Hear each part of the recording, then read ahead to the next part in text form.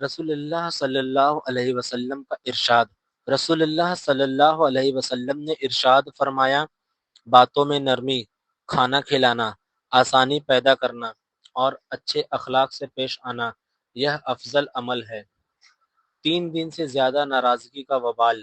رسول اللہ صلی اللہ علیہ وسلم نے ارشاد فرمایا، کسی مسلمان کے لیے جائز نہیں کہ وہ اپنے مسلمان بھائی سے 3 دن سے زیادہ رشتے توڑے رکھے۔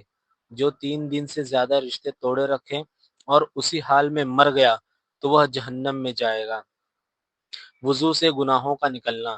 حضرت عثمان رضی اللہ عنہ بیان کرتے ہیں، رسول اللہ صلی اللہ علیہ وسلم نے فرمایا، جو ویکتی وضو کرے اور خوب اچھی طرح وضو کرے تو اس کی گناہیں اس کے جسم سے نکل جاتی ہے، یہاں تک کہ اس کے ناخنوں کے نیچے سے بھی نکل جاتی ہے۔ وہ کون ہے جن کے جسم کو مٹی نہیں کھا سکتی؟ جواب، انبیاء علیہ السلام، اولیاء کرام، عالماء دین، شہداء، حافظ قرآن، قرآن مجید پڑھنے والے، وہ جسم جنہوں نے کبھی اللہ عز و جل کی نافرمانی نہیں کی، اور وہ لوگ جو اپنے وقت کو درود و سلام میں مشغول رکھتے ہیں، ان کے جسم کو مٹی نہیں کھا سکتی۔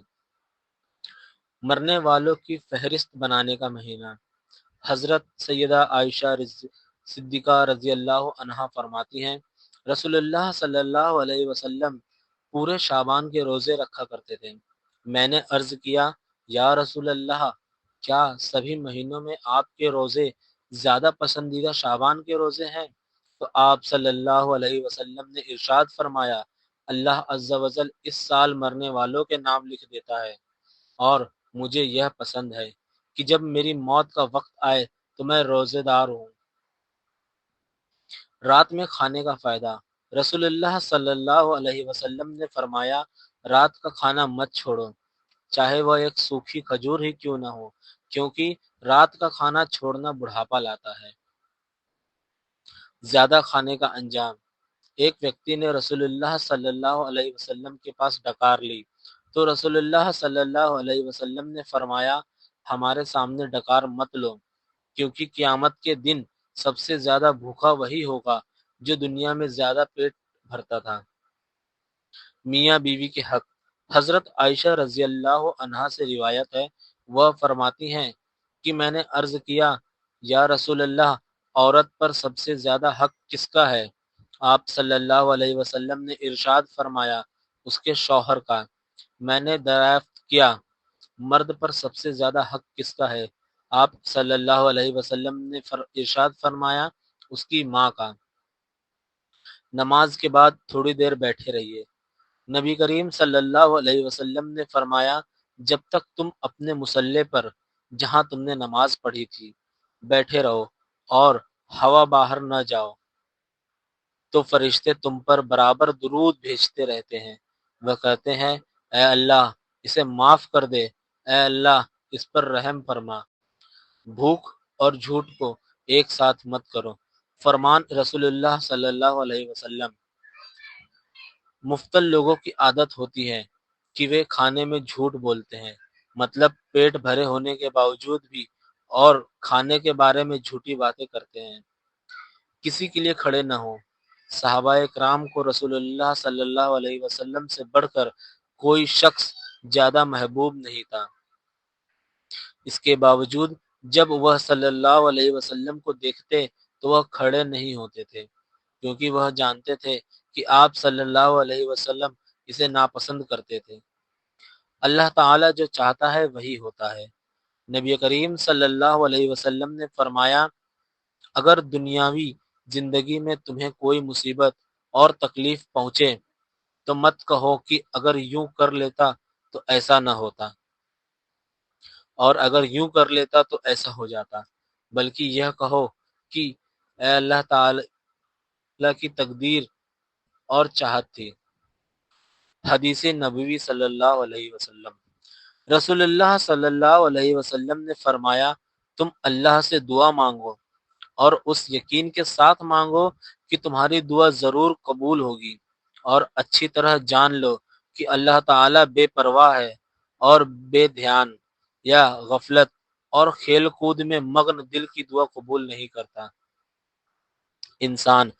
رسول کریم صلی اللہ علیہ وسلم نے فرمایا آدم کی اولاد کی مثال ایسی ہے کہ اس کے پہلو میں گناہوں کی آنکھیں ہوتی ہے، اگر وہ آنکھوں سے نکل گئی تو وہ برائی میں گرفتار ہو جائے گا اور وہیں تک زندہ رہے گا جب تک کہ اسے موت نہ آ جائے۔ ٹھنڈے پانی کی قدر کیجیے۔ رسول اللہ صلی اللہ علیہ وسلم نے فرمایا قیامت کے دن سب سے پہلے بندے سے جن نعمتوں کے بارے میں سوال کیا جائے گا اس سے کہا جائے گا کیا میں نے تمہارے لیے تمہارے جسم کو تندرست اور ٹھیک ٹھاک نہیں رکھا، اور کیا میں نے تمہیں ٹھنڈا پانی نہیں پلایا؟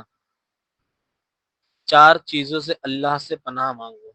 رسول اللہ صلی اللہ علیہ وسلم نے فرمایا اللہ سے پناہ مانگو جہنم کے عذاب سے، اللہ سے پناہ مانگو قبر کے عذاب سے، اللہ سے پناہ مانگو مسیح دجال کے فتنے سے، اور اللہ سے پناہ مانگو زندگی اور موت کے فتنے سے۔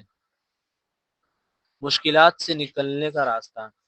نبی کریم صلی اللہ علیہ وسلم نے ارشاد فرمایا جو شخص پابندی سے استغفار کرتا ہے اللہ تعالی اس کے لیے ہر تنگی سے نکلنے کا راستہ بنا دیتے ہیں۔ سچ بولنے کا فائدہ اور جھوٹ بولنے کا نقصان۔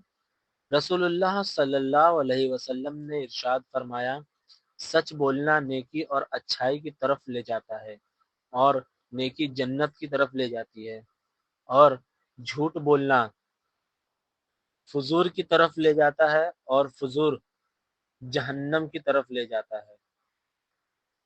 نظر بد لگنے کی پہچان۔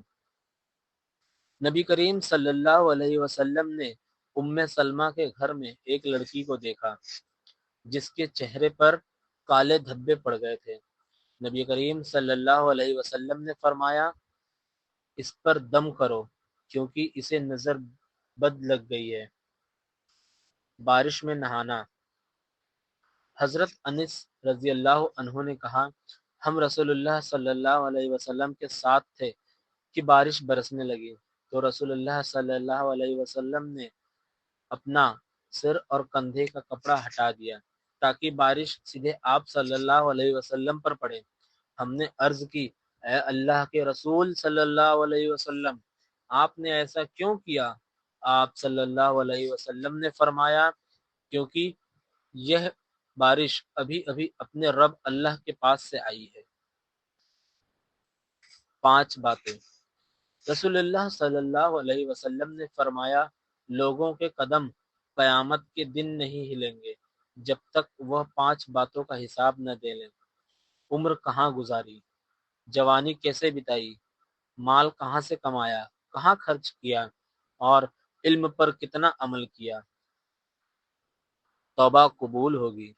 رسول اللہ صلی اللہ علیہ وسلم نے فرمایا اگر تم اتنے گناہ کر لو کہ تمہارے گناہ آسمان تک بھی پہنچ جائے مگر اس کے بعد تم توبہ کر لو تو اللہ تعالی تمہاری توبہ قبول کر لے گا۔